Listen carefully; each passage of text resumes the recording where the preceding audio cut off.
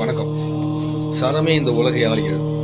சரப்பயிற்சி அப்படிங்கிற ஒரு விஷயம் இருக்குது. இந்த சரக்கலையை சிவபெருமான் உமையவள் கேட்க இந்த உலக மக்கள் நன்மைக்காக கொடுத்தது.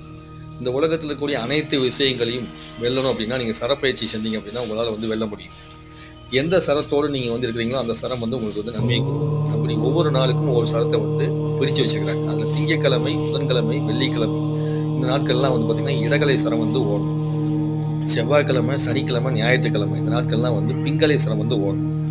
இதே வளர்பறை வியாழனாக இருந்தால் அது இடகலை சிரமாகவும், தேய்வரை வியாழனாக இருந்தால் அது பிங்கலை சிரமாக ஓடும். இதே அமாவாசையாக இருந்துச்சு அப்படின்னா அது பிங்கலை சிரமாகவும், பௌர்ணமியாக இருந்ததுன்னா இடகலை சிரமாக ஓடும். இப்படி ஓடக்கூடிய இந்த சரத்துடைய தன்மையை உணர்ந்து நம்ம பயணிக்க பயணிக்க இந்த உலகத்தில் பலவிதமான நன்மைகளை செய்யக்கூடியவங்களா மாறும்.